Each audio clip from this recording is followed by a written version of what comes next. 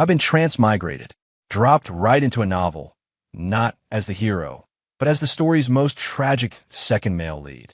I'm the guy who burns through his family fortune for the female lead, only to get dumped at our engagement party so she can run off with the actual hero. The ultimate simp. When I open my eyes, a thunderstorm is raging outside. The female lead is on the phone, crying, demanding I drive clear across the city to buy her favorite boba tea. A voice in my head frantically prods me. Critical plot point. Geo, show her your undying devotion. I glance at my phone's banking app, at the 8-figure balance smiling back at me. Then I look at the deluge outside. Go buy you boba. Why don't you ask me to go play in traffic? I hang up, block her number, and delete the contact. One smooth motion. A simp. Sorry, not my problem. From now on, the only person I'm spoiling is myself. My head was splitting open. I blinked, the ghost of a hangover clinging to me, but a sharp, mechanical voice sliced through the fog in my brain. Ding, the devoted second male lead system has successfully bonded. Host Leo Vance, welcome to the world of the alpha of campus and his angel. I shot upright, my eyes scanning the room. A massive crystal chandelier, floor-to-ceiling windows, and beyond them, a bruised black sky ripped open by sheets of rain and flashes of lightning. This wasn't my cramped studio apartment. This was a ridiculously opulent mansion. I'd been dropped into a book. Before I could even process that, the phone on the nightstand buzzed violently. The screen lit up with the caller ID. Claire, my goddess. Frowning, I answered. The voice on the other end was already thick with tears, a delicate, damsel in distress act that grated on my nerve for reasons I couldn't yet explain. Leo, what were you doing? Why did it take you so long to answer? It was Claire Sterling, the book's female lead. I just woke up, I said, pressing my temples, trying to get my bearings. Sob, Leo, I had another fight with Jax. He's just too much. I'm so upset my chest feels so tight. Claire whimpered, sounding utterly heartbroken. Right on cue. This is where I, the devoted sidekick, am supposed to start comforting her. Sure enough, after a sniffle, she made her demand. Leo, I'm dying for a boba from the Sweetheart Sip on the west side. Can you go get one for me right now? It's the only thing that will make me feel better. I looked out the window. The rain was hammering the glass, so hard I thought it might crack. The news had been warning about a hurricane-level storm making landfall tonight. The west side, from my place in Beverly Hills, that was at least a 45-minute drive without traffic. In this storm, the system in my head practically vibrated with excitement. Ding! Critical plot point love that defies the storm has been triggered. Host must depart immediately. Completion will dramatically increase the female lead's affection. Devotion value, plus 100. Failure penalty, financial misfortune, a guaranteed loss of $1 million within the next week. The system's urging and Claire's sniffling merged into a brain-splitting headache. Just then, a flood of memories, not my own, rushed into my mind. The original Leo Vance, heir to a billion-dollar fortune, was also Claire Sterling's ultimate doormat and emotional ATM. Growing up, he was her shadow, her servant. If Claire pointed east, he'd never dare look west. She wanted a limited edition handbag.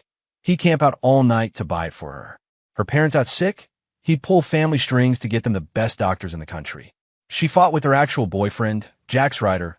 Leo was her 24/7 on-call therapist and wallet. He even fought with his own family, giving up a portion of his inheritance, all for a smile from his precious Claire. And Claire? She soaked it all up without a second thought, stringing him along while throwing herself back into Jax's arms. Always with the classic line, "But Leo, I only see you as a brother."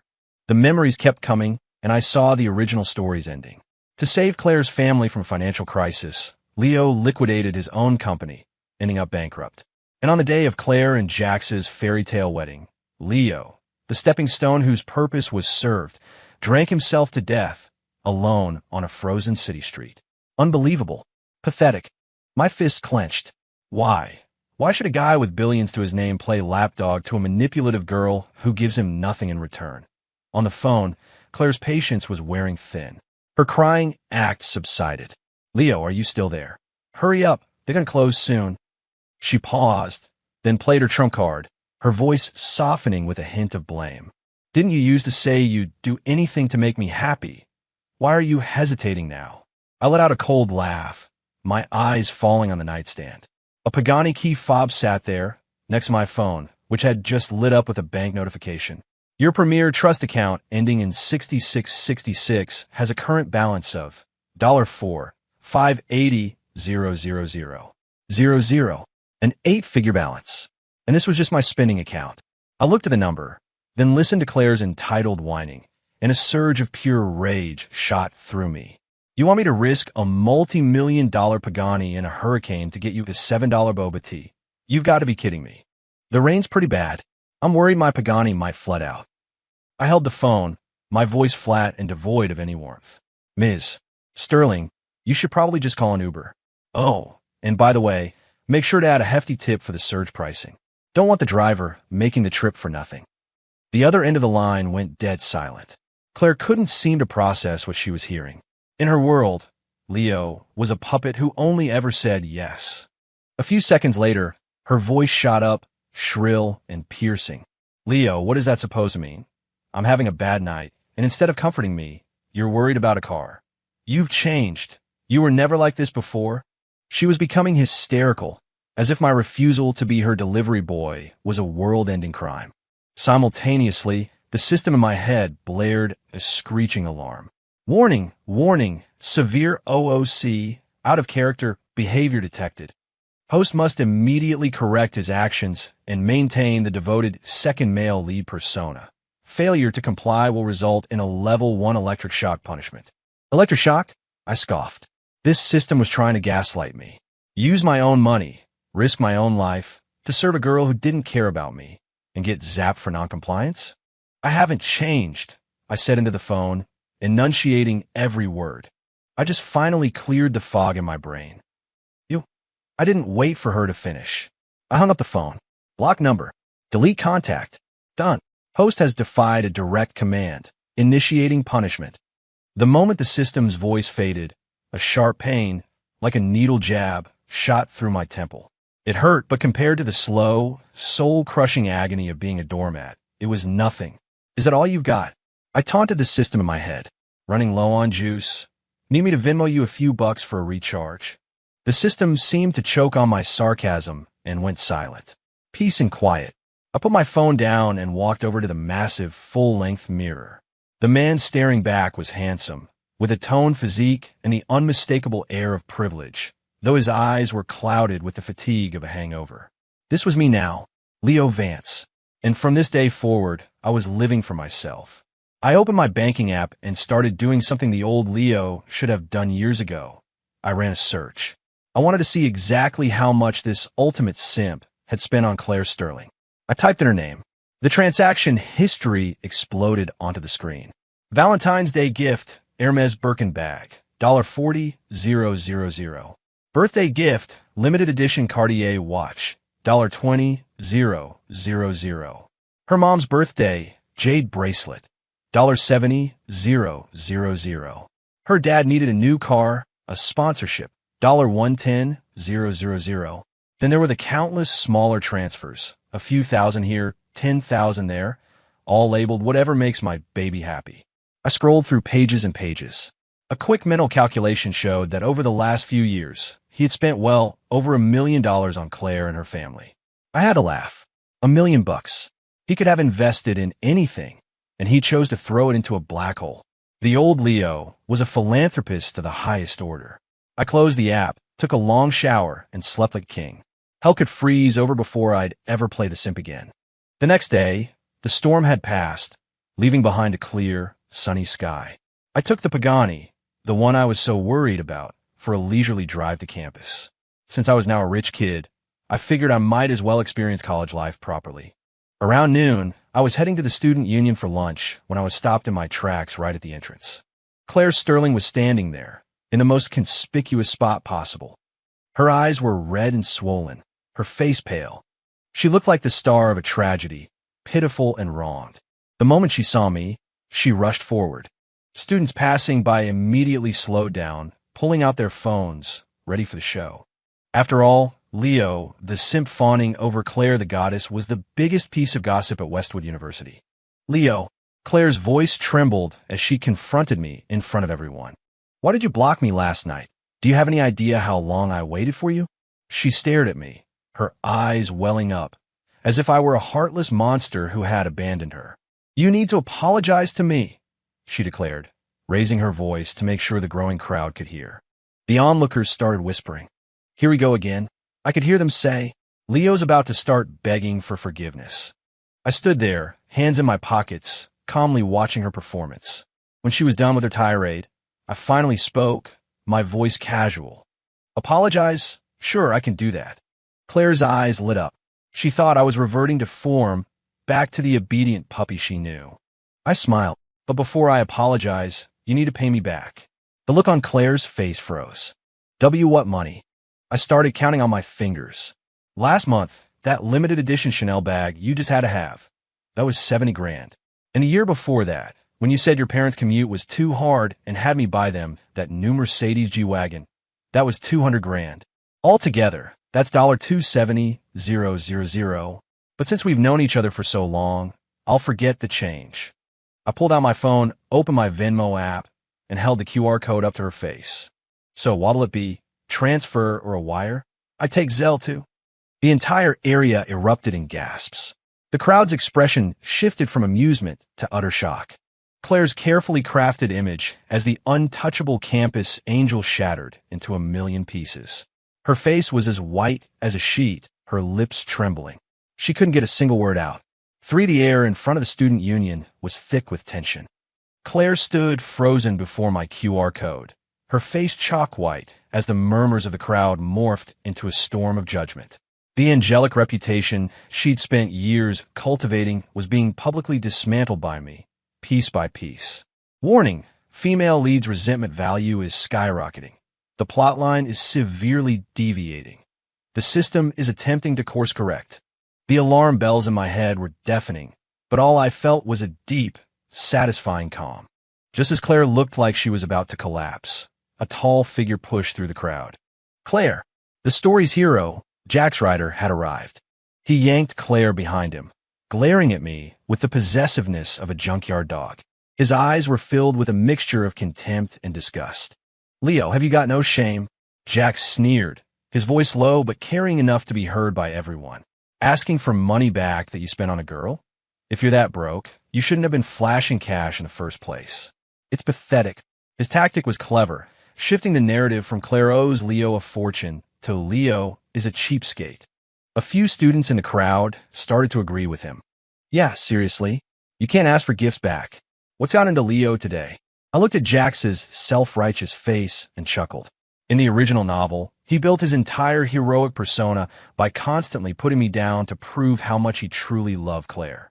You feel that bad for her? I pocketed my phone, my hands back in my pockets, as I studied him with amusement. Jack's jaw tightened. Claire's the only one for me. Of course I've got her back. Unlike some people. Perfect. I cut him off, my tone breezy. She owes me $270,000. Since you love her so much, you can pay it for her. You pay her debt, and I'll disappear. I won't ever interfere with your epic romance again. I pulled my phone back out and shoved the Venmo screen in his face. Well, go on, Campus King. You paying or not? Jax's face turned a deep, blotchy red. His family was comfortable, upper middle class at best, but they weren't in the same universe as my family. There was no way he could cough up $270,000. This is extortion, he sputtered, cornered and furious. It's all documented in my bank transfers. How was that extortion? I looked around at the crowd. Let's be real, people. Paying your debts is just basic decency, right? Don't tell me you can't cover it, Jax. What happened to all that big talk about protecting your girl? Jax was so flustered he couldn't speak, his fists clenching and unclenching at his sides. Behind him, Claire looked even worse. She had clearly just realized her heroic boyfriend didn't have the power to save her from this humiliation. I was done with them.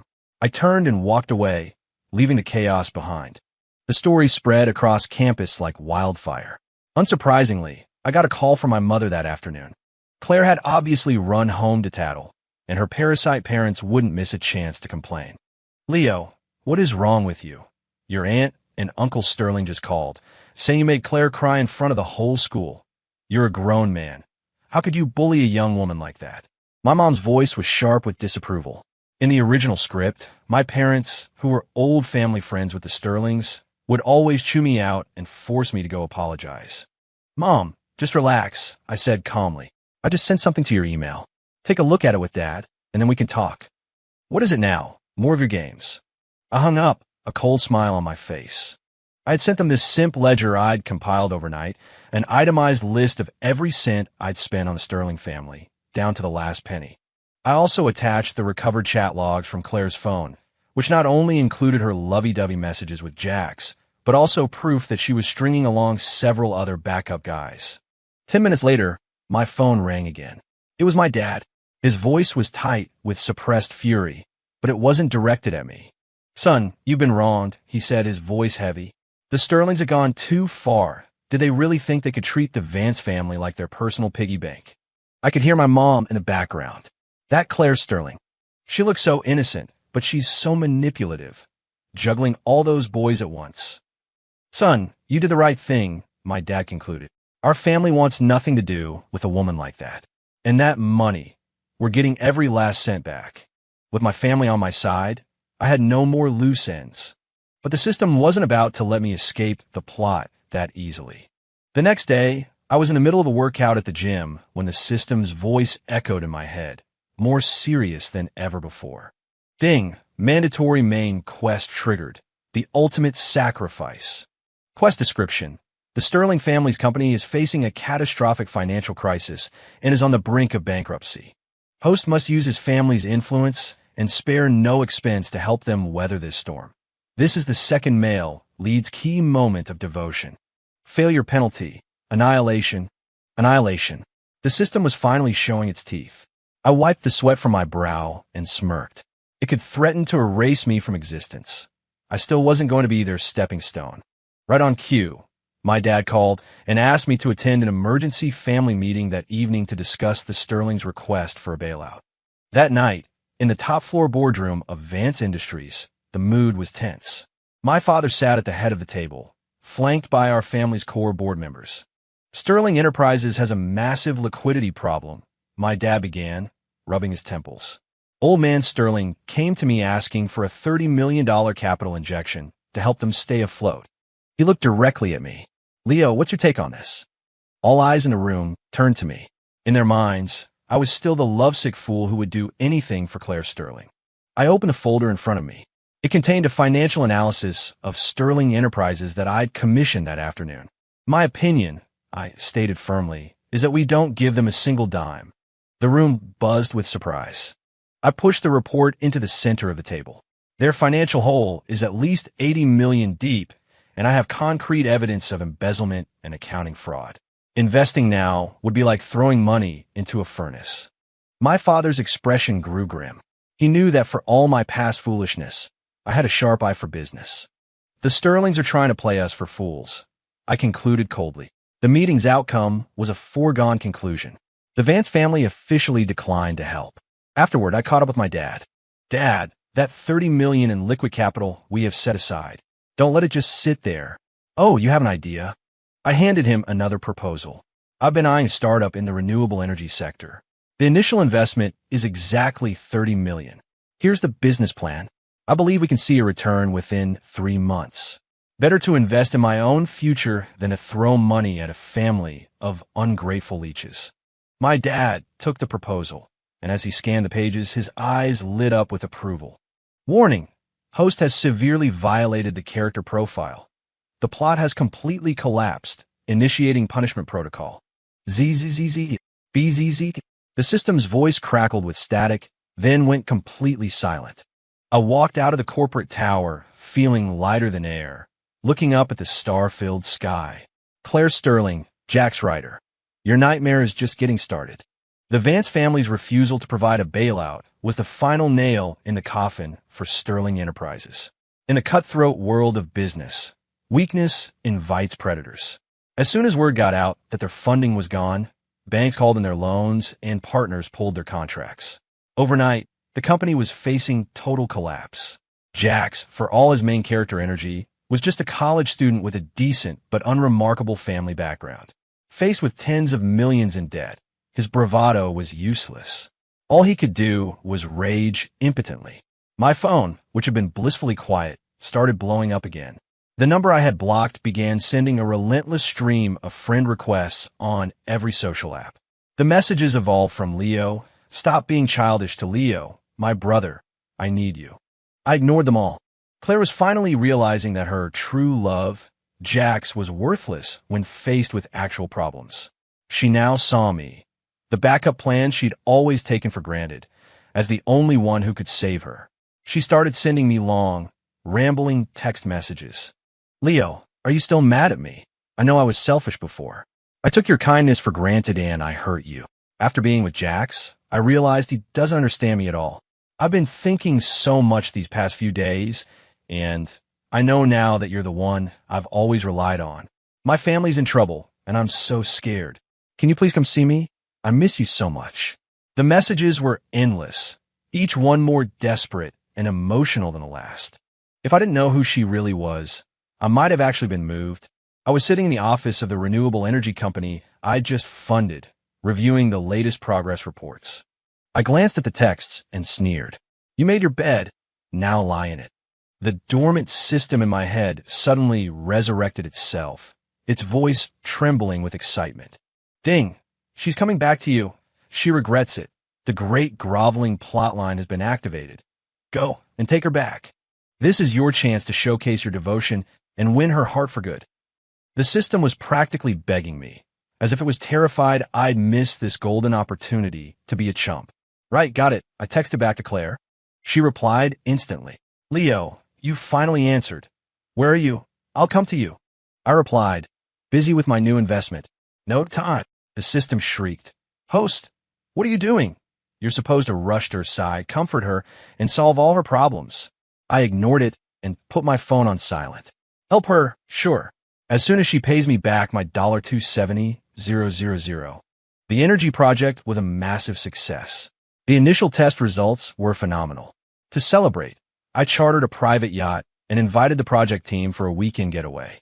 The sea breeze was cool. The champagne was colder. Leo, your instincts are unreal. I heard the valuation on that energy startup has already doubled, said a rising young actress I'd invited along. She was a breath of fresh air, smart, ambitious, and far more interesting than Claire's bland, damsel in distress persona. She raised her glass to me, a playful smile on her lips, and her perfume was intoxicating. I swirled my champagne, watching the sunset paint the ocean gold, feeling a deep sense of peace. Just a small venture. I pulled out my phone and snapped a picture of the two of us clinking glasses on the deck. In the photo, she was laughing, the sky and sea a brilliant backdrop of blue and gold. It screamed luxury and leisure. I opened Instagram and posted it. Caption, busy seeing the world. Do not disturb. I made sure my profile was public. I knew Claire would see it. The system in my head let out a howl of pure despair. Host, you can't be with another woman. Your entire purpose is to be devoted to the female lead. You can only love her. Shut up, I thought back calmly. My devotion is expensive. She can't afford it. That Instagram post was the final blow to Claire and Jax's already fractured relationship. I can only imagine the look on her face when she saw it. Sure enough, less than half an hour later, a friend from our mutual social circle forwarded me a video from a group chat. Leo, you're a legend. You have to see this. Claire and Jax are having a full-blown screaming match at Azure in Beverly Hills. The video was shaky, filmed by another diner. Claire had lost all of her angelic composure. She was on her feet, pointing a finger in Jax's face like a common shrew. Look at Leo, Jax. Look at him. He's on a yacht, living his life. And you, what do you do besides talk big? My family is going bankrupt, and you can't do a single thing to help. Jax's face was a mask of fury, his pride shattered by the public humiliation. He shot back. Oh, so now you want him. Weren't you the one who said he was nothing but a pathetic follower? Don't be such a gold digger, Claire. Are you trying to crawl back to him now that you see his money? A gold digger? You're damn right I am. Better than being with a useless, broke loser like you. Claire grabbed her water glass and hurled its contents into Jax's face. The fight spilled out of the restaurant and onto the street, a spectacle for everyone to see. In the original novel, they were the perfect couple, a swoon-worthy romance. Now, because I had checked out, their love had been exposed for the shallow, transactional thing it was, devolving into a trashy, toxic mess. I closed the video and drained my champagne glass. This show, I thought, as the sea breeze washed over me, is way better than anything the system had planned. The Sterling family went bankrupt even faster than I'd anticipated. My outpost didn't just destroy Claire and Jax's relationship. It sent a clear signal to our entire social circle. The Vance family was done with the Sterlings. Desperate people do desperate things. In a last-ditch effort to secure some funding and save face, the Sterlings hastily announced an engagement between Claire and Jax.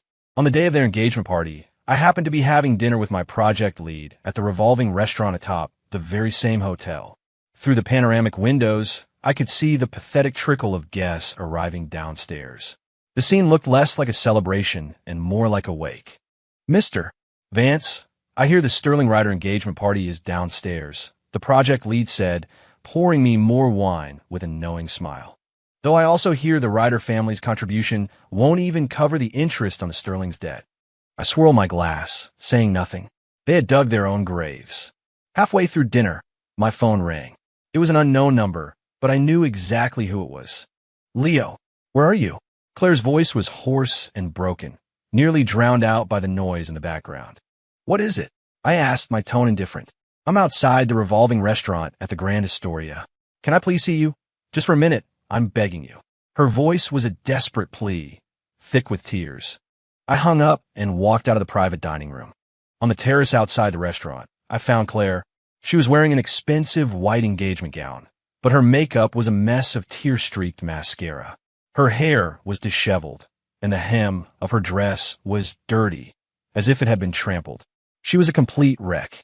The moment she saw me, her eyes lit up with a manic joy, like a drowning person spotting a lifeboat. "Leo, you came. I knew you wouldn't abandon me." She tried to run towards me, but her high heel caught, and she stumbled, collapsing right at my feet. No, not at my feet. She was kneeling before me. "Leo, save me. Save my family." Claire clutched at my pant legs, her face tilted up towards mine as tears streamed down her ruined makeup. "Jax is useless. He can't do anything. Everyone at the party is laughing at us." "I was wrong, Leo. I was so wrong. I've always loved you. Jax was just a stupid game to make you jealous." She was sobbing hysterically now. "If you save my family, I'll call off the engagement right now. I'll marry you, Leo. I'll do anything you want." How ironic. This was the moment the old Leo had dreamed of his entire life, a moment that never came in the original story. In my mind, the system was cheering a deafening roar of triumph, as if it had just won the lottery. "Ding! Congratulations, host! You have unlocked the hidden achievement, the great groveling." Final mission. Accept the female lead's repentance, save her family, and fulfill your destiny as the Devon-corroded second male lead. Reward. The female lead's true love.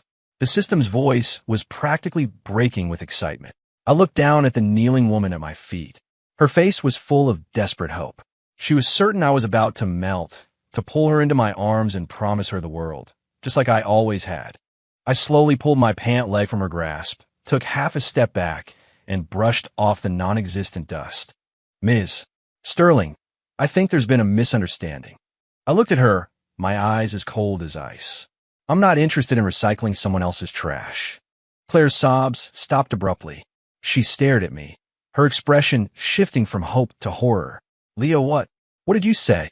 I replied with a small, cruel smile, that I don't want something that's already been used and discarded. "And another thing, don't forget you still owe me $270,000. I turned and walked back into the restaurant, closing the door on her agonized screams. The system let out a final, piercing shriek in my head. "Host, you're insane. You rejected the female lead. The plot is destroyed." The end of the Sterlings was swift and absolute. The engagement party turned into a spectacular disaster. Humiliated beyond repair, Jax publicly broke things off with Claire, the two of them screaming curses at each other, tearing away the last shred of their dignity. Sterling Enterprises was officially declared bankrupt and entered liquidation. I didn't kick them when they were down. I simply attended the asset auction and acquired the company's most valuable core properties for a fraction of their worth. It's just business, after all. As for Jax and Claire, I heard they went their separate ways. The massive debt was now Claire's burden to bear for the rest of her life. And Jax, a laughingstock in our social circles, quietly left the city in disgrace. The moment I signed the final acquisition papers, a mechanical, cold, and utterly defeated voice echoed in my head. Plotline completely collapsed. Host has terminally deviated from character profile. System initiating mandatory unbinding. BZC unbinding successful. After a brief wave of dizziness, I felt a profound sense of lightness. The voice that had tried to control and manipulate me was gone for good. I was finally free. 3 months later, the Maldives. A private island. The fine white sand glittered under the sun, and the ocean was a perfect translucent turquoise. I was reclined on a lounge chair under a large parasol, sipping chilled champagne. My new executive assistant was giving me an update. Mr. Vance, the renewable energy project was a resounding success. The market response has been incredible. Your net worth has tripled since the initial investment. I waved a hand, signaling that I'd heard enough. My phone buzzed with a news alert from back home. Fallen socialite Claire S. reportedly working 3 jobs to pay off family debt. Dream of riches ends in tears. The article included a blurry photo of Claire in a convenience store uniform, bent over, wiping the floor. She looked haggard and old, the ghost of the campus angel completely gone. I put my phone down, gazed out at the brilliant blue water, and took a long drink of my champagne. The cool liquid was crisp and refreshing. Being a rich guy who only cares about himself, I said out loud to the ocean, a grin spreading across my face, is pretty damn great.